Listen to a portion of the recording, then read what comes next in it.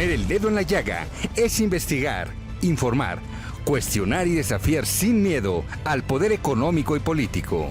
Enaltecer la cultura, la educación y la innovación para generar sociedades libres. Te invitamos a ser parte de este cambio, donde todas las voces se escuchan.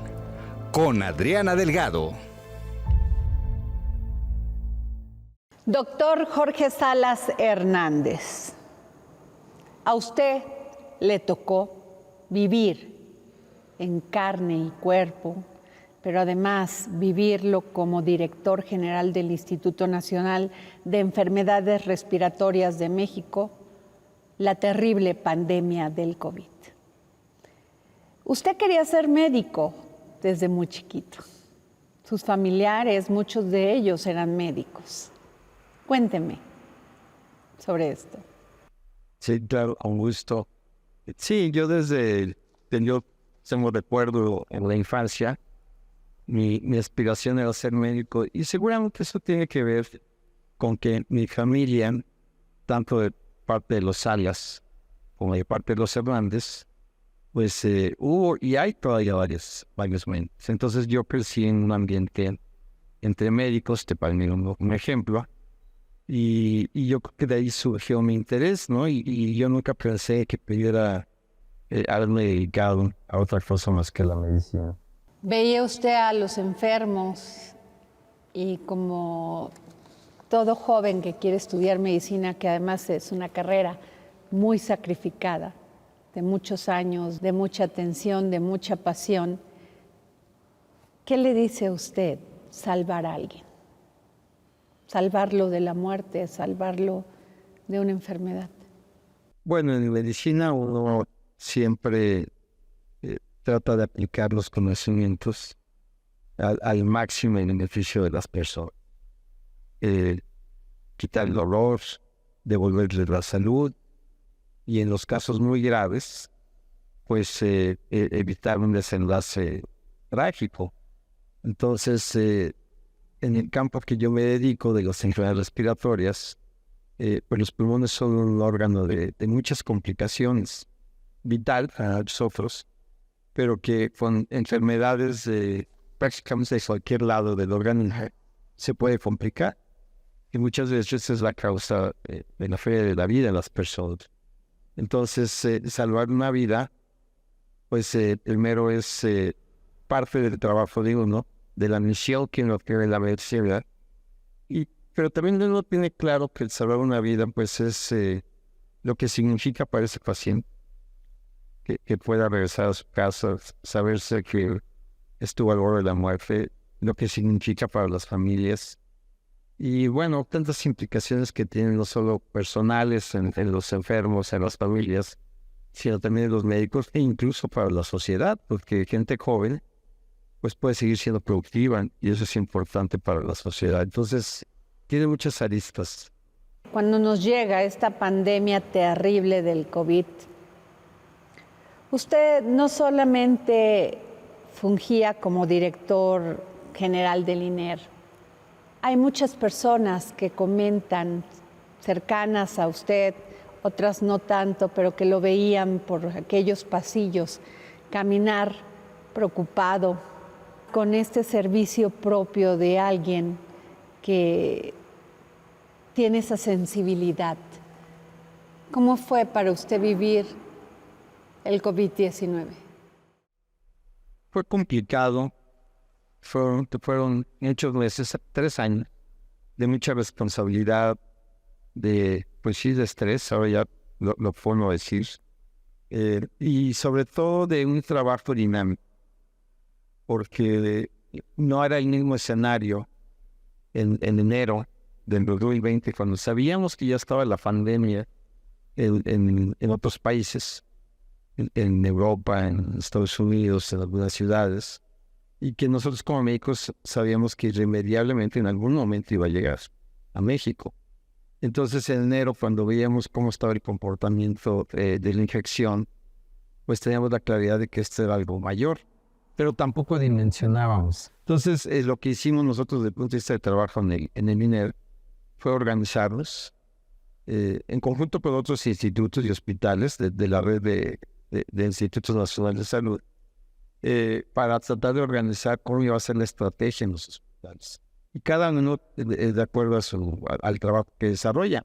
En el caso del INER, pues, era obvio que si veíamos que los pacientes estaban muriendo de dificultad para respirar y que estaban intubados en nuestros países, pues nosotros tenemos claro que nos iba a tocar un volumen importante de pacientes y seguramente los más graves. Entonces lo que empezamos fue actualizar los protocolos de atención que ya traíamos desde la pandemia de influenza en 2009 y que cada año en la temporada invernal los sacamos porque hay años en que hay un número importante de casos. Entonces no estábamos tan fuera del entrenamiento, pero lo que sí teníamos que hacer era actualizarlos, ver cómo lo haríamos en el instituto, y eso fue lo que nos llevó a organizar los grupos de trabajo, y eso nos llevó enero y febrero. Pero recuerda, el 27 de febrero del 2020 se reporta en México el primer caso de COVID que fue diagnosticado ahí en el instituto. Habla usted de algo muy importante que es que también le hizo frente con mucha dedicación el INER, que es la pandemia de la influenza. En aquel entonces nos resguardamos en nuestra casa, no salimos por 2 semanas casi. Traíamos cubrebocas, inmediatamente hicimos caso de lo grave que podría ser esta pandemia. En México, después de esto, sentimos que la pandemia del COVID como que se retrasaron estos protocolos. ¿Es así o no es así? Los protocolos se activan dependiendo de varios, digamos, indicadores, en base a cifras, ¿no? Entonces, cuando se vio que el uso de cubrebocas era útil, pues también veíamos extrañamente que había cierta resistencia a usarlos.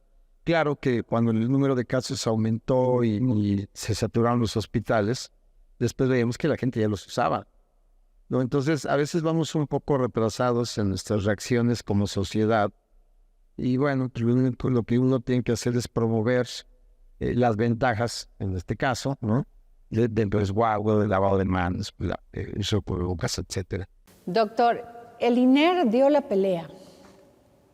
Dio la pelea porque al ser un instituto es más fácil para las personas acceder que a un hospital con ciertas condiciones. Qué difícil fue, ¿no?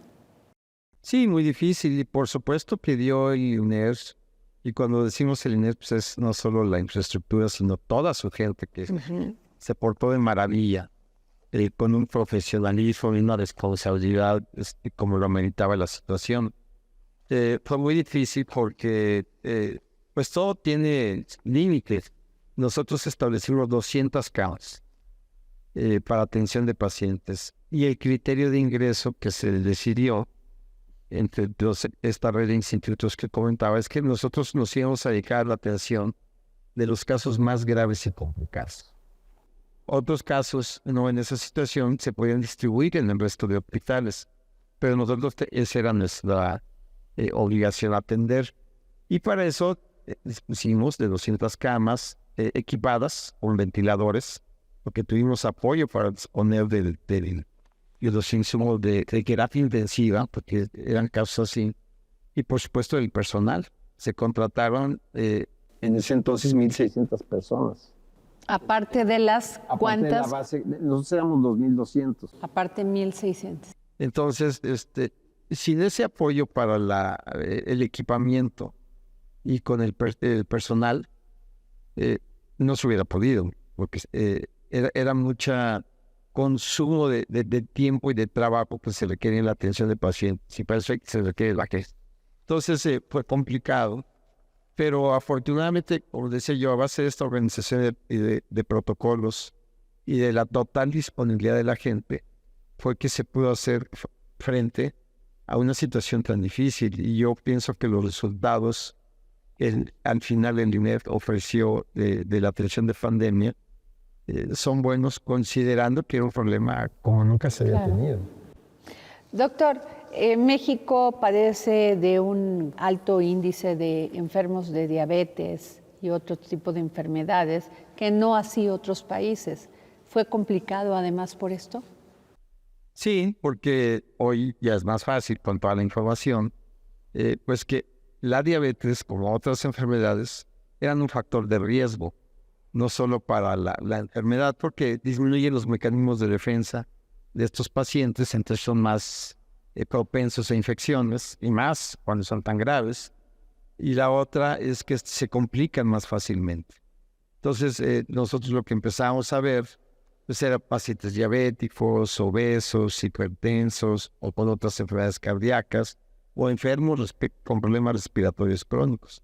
Hoy en día ya es muy fácil para todos, es del dominio público, saber que quienes portan estas enfermedades tienen más riesgo, que ese es riesgo, probabilidades de enfermar.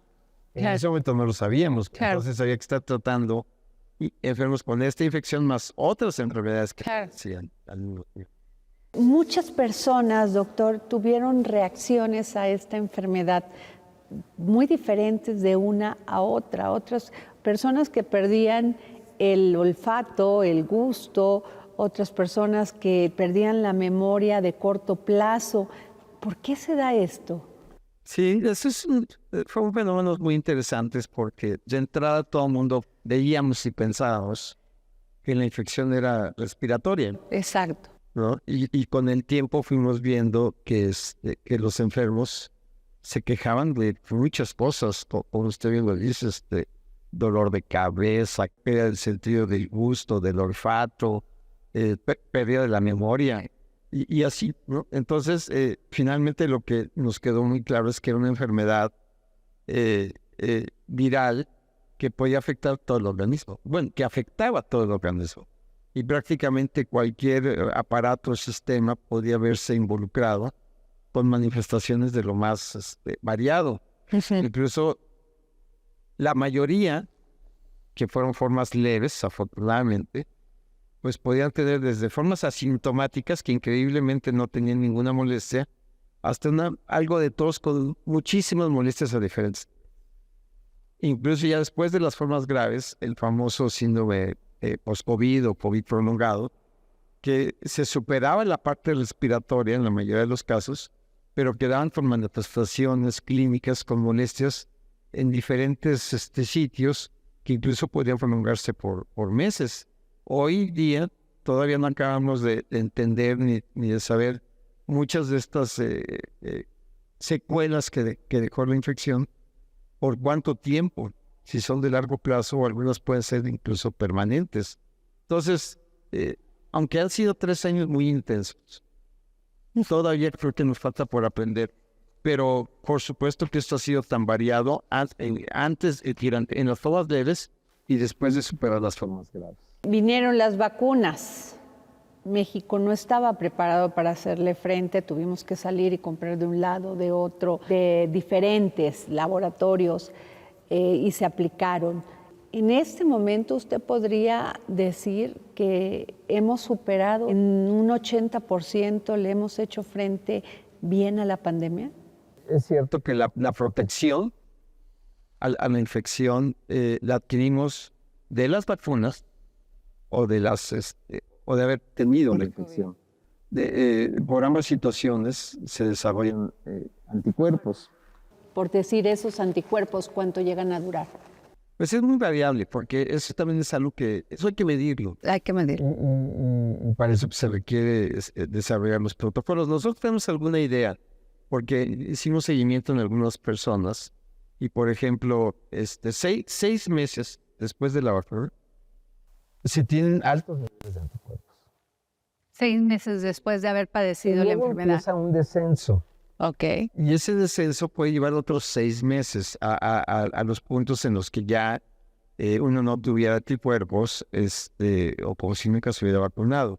Entonces, esto más o menos significa que uno puede estar razonablemente protegido 12 meses. Es lo mismo que hemos visto en la influenza.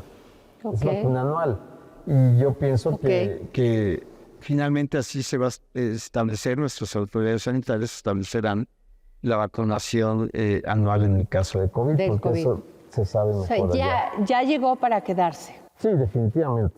O sea, sí tenemos que vacunarnos cada año, tanto de influenza como de COVID. ¿Es Por así? supuesto, y eso es lo que va a ayudar a que no tengan este tipo de contagios o de enfermedades, repuntes altos, situaciones graves. Si nosotros cooperamos vacunándonos, generalmente pues, uno se está protegiendo, Claro. pero está protegiendo a todos los demás. Entonces, los casos que haya graves, pues cada vez serán menos, menos frecuentes, menos graves, esa es la idea. Lo hemos visto en la influenza. Ese es un buen modelo reciente que no lo olvidamos. Entonces, lo mismo puede pasar y debería de pasar en el caso de COVID, pero necesitamos vacunarnos en su momento, ¿no? Cuando salga la campaña nacional de vacunación. Doctor, usted es un especialista muy reconocido en enfermedades respiratorias. ¿Qué es vivir en esta ciudad? En esta ciudad donde un día respiras ceniza, al otro día respiras smog. ¿Cómo cuidarnos? ¿Cómo tratarnos? Es una ciudad complicada de respirar. Curiosamente, sí es cierto. Ese es un problema de todas las grandes ciudades. Ok. Nueva York, Londres, donde sea. Las grandes ciudades es un problema que padecemos, la contaminación del aire. Claro, aquí, pues, por ejemplo, por la cercanía del volcán y ahora, pues, que lo tenemos muy fresco con la actividad que ha tenido, que de repente han llegado a cenizas. Pero también es cierto que conocemos las características de los contaminantes, conocemos las características, por ejemplo, de las cenizas del volcán. El INER ha hecho estudios al respecto. Y conocemos el efecto que tienen en la salud de las personas. Por cierto, no solo efectos respiratorios, sino prácticamente en cualquier lado, en la piel, en los ojos, en las mucosas. O sea, no hay que tomarlo a broma. Por supuesto que no. Okay. Yo siempre creo que, así como ustedes, los medios, siempre están atentos a difundir lo que es de interés para la sociedad. Nosotros debemos estar atentos a lo que ustedes difunden, porque ahí nos permite también a nosotros tomar nuestras medidas de protección. Entonces, pero a pesar de todo esto, suceden mecanismos que el organismo se protege. Okay. A pesar de que respiremos, pues a lo mejor los jóvenes de hoy, de 20, 30 años, pues toda su vida han respirado este aire y no son enfermos. Son deportistas, hacen sus actividades, los consultores no están llenos de ellos. Entonces se desarrollan mecanismos de defensa. Pero también hay que cuidarse, ¿no? Entonces, hay que estar atentos a los cuando informan las autoridades los picos de los contaminantes. Y como hoy lo sabemos, ¿no? Ya sabemos que entre 10 y 11 de la mañana y 4 o 5 son los picos de los contaminantes. Y es un buen momento de estar en resguardo, no hacer ejercicio al aire libre. Puede ser antes, puede ser después. Son medidas tan sencillas, pero totalmente protectoras. ¿El cubrebocas llegó para quedarse? El cubrebocas llegó para quedarse en el momento que se tenga que usar. Por ejemplo, ya hoy en día, pues ya vemos que no usamos cubrebocas en ambientes abiertos, bien ventilados. Está bien. Siempre fuimos así, ¿no? Y pues uno tendrá que tener la claridad que si a mí me parece que este es un ambiente cerrado, con mucha gente, con pobre ventilación, pues yo trataría de protegerme y me pongo el cubrebocas. Y cuando yo salgo ya a la calle, a un ambiente libre, me lo podré retirar, ¿no? Eso es algo que tenemos que ir aprendiendo. Son partes de esta nueva cultura de la protección. Regresando a su especialidad, doctor, el asma hace muchos años era una enfermedad muy difícil de curar, complicaba muchos fallecimientos también, niñitos que crecían no podían desarrollarse como normalmente porque tenían asma. ¿Cómo ha avanzado pues toda la medicina para curar el asma? Cada vez se conocen mejor los mecanismos de las enfermedades a puntos verdaderamente finos. No, no voy a entrar en detalles, pero uno puede hablar de células, de moléculas. Así se conoce, a ese grado de conocimiento llegan ya la ciencia para el entendimiento de las enfermedades. Uno de ellos es el asma, ¿no? Efectivamente, una enfermedad crónica respiratoria, la más común de las enfermedades respiratorias crónicas, que afectan a niños, adultos, ancianos, cualquier grupo de población. pero que hoy en día con el conocimiento y con la disponibilidad de medicamentos que tenemos, nosotros podemos hacer esquemas de tratamiento prácticamente individualizados, en donde si bien es cierto que la enfermedad no se cura todavía, pero es totalmente controlable. Entonces, la persona puede llevar una vida completamente normal y solo la diferencia es que traen su bolsa los medicamentos inhalados. Claro. Ustedes saben que en muchas épocas el 20% de la población de atletas de Estados Unidos en los Juegos Olímpicos padecen asma y son atletas de alto rendimiento. O sea, el asma controlada, finalmente lo que quiero decir, es que le permite a una persona llevar una vida completamente normal. La única diferencia es utilizar sus medicamentos inhalados y algunos quieren algunas otras cosas. Pero es una enfermedad totalmente controlada. Inicia usted en el INER haciendo su residencia médica. ¿Cuántos años? Yo llegué al INER en marzo de 1981 como médico general y aceptado para hacer un curso de especialización en neurología. Por esa puerta entré, por la que hoy hace rato salí también. Y bueno, tuve mi periodo de entrenamiento en enfermedades respiratorias, en farmacología clínica, y después pues yo me quedé a trabajar ahí, ¿no? Y yo puedo decirle, usted lo sabe, que en una escalera conocí todos los escalones, los pude recorrer. Y bueno, pues para mí eso a mí me da mucho gusto porque el INER hizo de mí lo que soy y yo lo menos que podía hacer era corresponder con el máximo esfuerzo a cuando el INER me requiere, ¿no? Entonces yo siempre voy a estar listo para ti. Pues muchos años, doctor, muchos años dedicándose y de estar cerca del INER. Doctor, yo quisiera que nos comentara la diferencia, porque muchos televidentes quizá no la conozcan, de el INER a un hospital de especialidades, o de esta especialidad en especial. Sí, los institutos nacionales de salud, dentro del sistema de salud de México, hay un grupo de hospitales que se llama Institutos Nacionales. El INER es el dedicado a las enfermedades respiratorias. ¿Qué es lo que hace la diferencia con otros centros que tienen neumólogos, que tienen servicios de neumología? Entre algunas de las diferencias es que los institutos hacen investigación.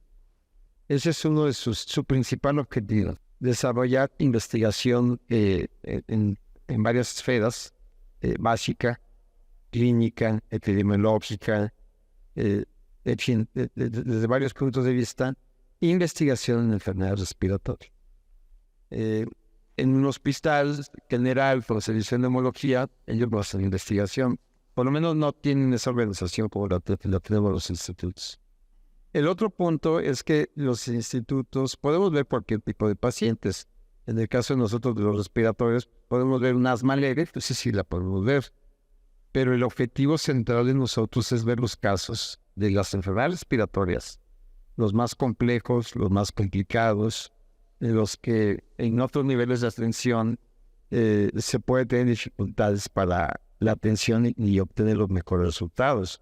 Puede ser, seguramente en muchos lados hay neumólogos muy capaces, pero que si no tienen la infraestructura, pues va a llegar un momento en que están en su límite. No por ellos, sino porque el sistema ya no les da para poder dar esa atención. Eso es lo que hacemos nosotros. En especialistas en pulmón, en otorrinolaringología, en alergia, en cirugía de tórax, neumología pediátrica, tenemos a los mejores expertos en cada campo de estas especialidades. Y cada campo desarrolla además grupos todavía más atomizados de expertos, ¿no? Por ejemplo, en neumología, pues tenemos una clínica de asma, una clínica de fibrosis pulmonar, una de TABAC, una de FOC, y así, de diferentes cosas. En cirugía, pues tenemos a especialistas en cirugía de tráquea, en cirugía de tumores. O sea, estos mismos grupos de gran capacidad van teniendo su grupo de expertos todavía productos más complicados. Y lo mismo en otorrino y en la atención de niños. Entonces, eso es lo que el instituto hace. Otra cosa que también hacemos los institutos y nosotros es la formación de recursos humanos de alto perfil. En México y en América Latina, la principal escuela de neumología, de formación de neumólogos, es el INER. El INER tiene egresados en todo el país, en todos los estados, en todas las grandes ciudades, y yo diría incluso ciudades medianamente grandes, que tiene egresados en todo Centroamérica y en toda la parte central de Sudamérica, incluso hay egresados de otros en España, en la India. Entonces, por supuesto, en Estados Unidos y en Canadá, ¿no? Desarrollándose también ya. Entonces, esa es una de las grandes cosas que nosotros hacemos. Entonces, esa es la diferencia entre los institutos y otros hospitales. ¿Qué tan importante que el primer caso que se dio del COVID el 27 de febrero del 2020 se diagnosticara en el INER? Bueno, ¿qué puedo decir? Yo creo que nosotros estamos preparados para diagnosticar el primer caso. O sea, a partir de en enero, que ya sabíamos cómo estaba en el mundo, en enero del 2020, y nosotros ya con los protocolos actualizados y echados a andar, pues prácticamente todos los casos que llegaban a urgencias respiratorias, se le veía ya con ojos de COVID, y se hacían las pruebas y bueno, salían negativas. Y así fue todos los días, mañana, tarde y noche. O sea, no distinguía en uno, sino aquel que llevara una enfermedad respiratoria, se le hacía la prueba inmediatamente. Ya nosotros lo hacíamos desde enero. Entonces, porque como lo platicábamos hace algunos minutos, podría ser un paciente, no sabíamos cómo iba a ser el primer caso, un paciente tan grave como los que veíamos en las escenas de los noticieros, o un paciente con algo de tos que se sentía mal. Entonces la obligación de nosotros era hacer las pruebas porque sabíamos que estaba por llegar y por supuesto quienes los atendían estaban totalmente protegidos con su equipo, con su equipo de protección personal. Entonces fue importante porque nos preparamos para eso y yo creo que fue importante porque pues finalmente fue el INER. Doctor, hubo 700,000 muertes por COVID en México. Sé que el INER también sufrió de esto, de pérdidas, de gente que dio la vida por salvar a otro. Sí, sucedió algo curioso. Digamos, la mortalidad de los pacientes. Nunca antes, en el INER ni en ningún hospital aquí en México, la tasa de mortalidad fue tan alta, o el número de defunciones fue tan alto, por una sola enfermedad, como en este caso. Por ejemplo, para nosotros, históricamente, nuestras estadísticas muestran que el cáncer pulmonar es la principal causa de muerte. Pero nada que ver con el número que se tuvo que ver COVID. Esto fue extraordinario. Del total de casos que nosotros vimos, más o menos el 30% desafortunadamente fallecieron. Pero nosotros atendíamos a los casos más graves. O sea, el 70-80% de los enfermos estaban intubados. Y los que no estaban intubados estaban a punto y que reaccionaron bien y pues ya no fue necesario. Entonces sí fue terrible porque una sola enfermedad que lastime a tanta gente que pierda la vida, pues es terrible. Y sí lo vivimos nosotros como nunca a causa de la sola enfermedad. En personal de salud, tan importante era la atención de los pacientes para nosotros como la protección de nuestros trabajadores. Entonces hicimos todo un programa de capacitación, de protección, desde el lavado de manos hasta cómo ponerse el equipo de protección, cómo quitarse el equipo de protección. Bueno, todo esto lo hicimos. En la gente que estaba, pues sobre todo, como decían, en primera línea, aunque en el INER se capacitó todo. Porque a nosotros nos interesaba salvar a nuestros pacientes, pero proteger a nuestros trabajadores. Claro. Y yo le puedo decir que cero defunciones o personal cuando pues, escuchamos que las cifras en otros lados eran terrible. Sí enfermaron muchos trabajadores, muchos, médicos, enfermeras, camilleros, médicos residentes. La mayoría de formas leves, pero tuvimos enfermos graves. Compañeros de trabajo muy graves, con insuficiencia respiratoria grave, se tuvieron que intubar, conectar a un ventilador mecánico. Su vida estuvo a nada de perderse. Se atendieron como todos los demás pacientes, bajo los mismos protocolos, y todos ellos estuvieron hospitalizados, se salvaron. Entonces, eso a mí sí me parece un dato muy importante, porque tener 0 defunciones por COVID en personal activo, pues sí habla de un gran trabajo que hizo la gente para protegerse cada uno y para proteger a los demás. ¿Cómo reflexionan los doctores como usted, el personal médico, que se pueden contagiar de una enfermedad que está matando a las personas y seguir dando la lucha, dando la pelea, atendiendo al enfermo, dándole lo mejor de él, incluso hasta esta parte emocional que muchas veces necesitan? Hay que recordar que nosotros estamos acostumbrados en la especialidad en neumología a tratar pacientes con enfermedades infectocontagiosas. De toda la vida, nosotros los neumólogos crecemos entre microbios. Por ejemplo, la tuberculosis, pues nosotros vemos tuberculosis, neumonías, pues por todas las bacterias o virus que se pueden imaginar. Enfermedades por hongos en pulmones, influenza. Entonces nosotros, yo no todo el año, todos los días de nuestro quehacer profesional, estamos en contacto con enfermos que tienen enfermedades contagiosas. De alguna manera sabemos cuidarnos. Claro, esta era otra dimensión, porque el equipo de protección que se tuvo que usar pues es diferente a lo que siempre empleamos. Entonces, tenemos un poco esa claridad de que nos podemos contagiar, que nos tenemos que proteger. Ya en la pandemia, nos tuvimos que capacitar y tuvimos que apegarnos a los protocolos de protección personal, porque sabíamos que si eso no lo hacíamos, nosotros mismos nos poníamos en riesgo. Y si el instituto y otros hospitales lo hicieron, o todos los hospitales ofrecían esas opciones de cuidados, pues había que capacitarse para protegerse. Pero por supuesto que los temores, los grandes miedos, la angustia, pues yo creo que eso nunca se deja de lado, ¿sabes? Somos humanos, ¿no? Entonces, conocemos los riesgos, vemos cómo enferma la gente, vemos cómo moría la gente, y nuestros médicos de enfermeras ahí pegados, ¿no? Entonces, a mí me tocó ver gente que con esta mortalidad tan alta como ninguna otra enfermedad, salían de su turno de trabajo y lloraban del estrés en el que estaba. Entonces, obviamente hubo un impacto en la salud mental. O sea, la ansiedad y la depresión estuvieron al máximo en mucha gente.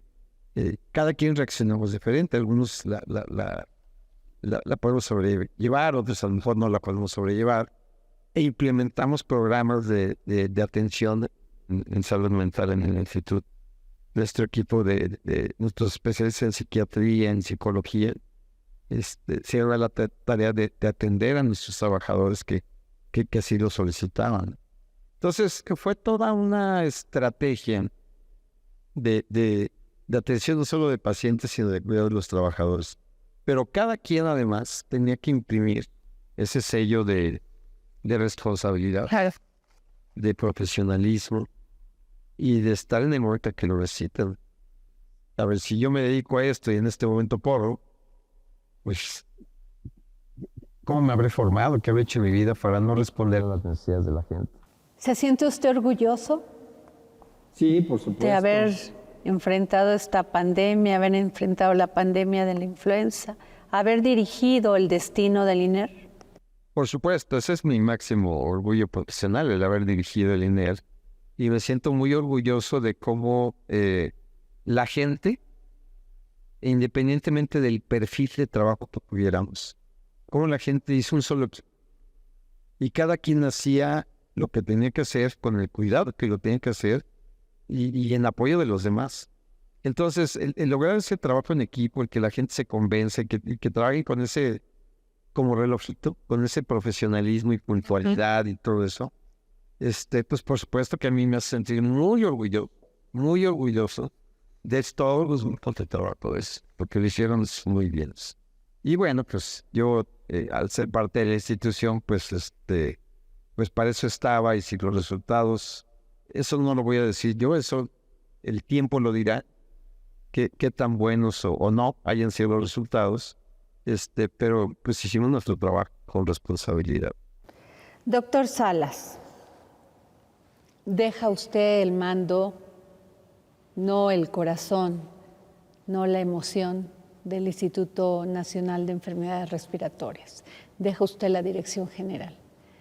¿Qué va a hacer de Jorge Salas, además de ser un gran especialista en enfermedades respiratorias? ¿Se va usted a dedicar a la academia? Sí.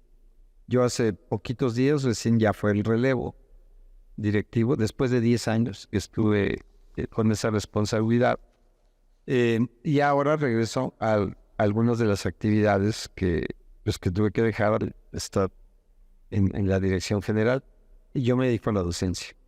Entonces ahora vamos a iniciar nuevos proyectos de educación médica, de formación en los médicos especialistas, y yo pienso que se van a hacer cosas muy interesantes, y por supuesto estoy entusiasmado porque al regresar a la docencia, que también es un trabajo con mucha responsabilidad, ¿no? Porque hay que sacar a nuestros especialistas, todos los especialistas, mejor que uno, ¿no? Entonces, eso me tiene muy entusiasmado, regreso a eso, y son proyectos que los vamos a implementar rápido, pero los resultados son a mediano y largo plazo. Pero así es este trabajo, entonces yo feliz de regresar a él. Doctor, usted ha sido muy reconocido por toda esta tarea que llevó a cabo en el INER, de enfrentar estas pandemias, de cuidar a los mexicanos y mexicanas. ¿Se va feliz? Bueno, sí, yo, si alguien reconoce el trabajo que hice, y a su juicio así fue, pues yo simple y sencillamente estaré agradecido con ellos, ¿no? Que tengan esa visión de mi trabajo. Yo me voy bien, contento, tranquilo. Nunca me imaginé todo lo que podría pasar. Me tocó, no lo escogí, me tocó. Pero también fue un periodo de mucho aprendizaje, de muchas enseñanzas, no solo médicas, sino de vida. Sí. ¿No? Y no solo personales, sino de los que los demás le enseñan a uno en una situación tan nunca vista, ¿no? Entonces, yo me voy con un cúmulo de experiencias muy interesantes, que creo que me hacen, mejor persona. Muchas gracias, doctor Jorge Salas Hernández. Le debemos mucho los mexicanos, no solamente como especialista, como director del INER, sino también como amigo, como un hombre de fe, como un hombre de esperanza, como un gran padre, como un gran esposo. Gracias. Gracias. El próximo jueves, en El Dedo en la Llaga. México está minimizando, el gobierno federal está minimizando que entremos a un panel de controversia por el tema del maíz transgénico. Lo está minimizando y no está entendiendo las consecuencias. ¿Es así? Mira, no sé si lo esté minimizando. Lo que yo sí creo es que tomó un riesgo importante al primero publicar un decreto en el 2020 que pretendía eliminar por completo la importación de maíz amarillo de Estados Unidos, del cual dependemos enormemente. Más de 17 millones de toneladas de maíz amarillo estadounidense se consumen en México.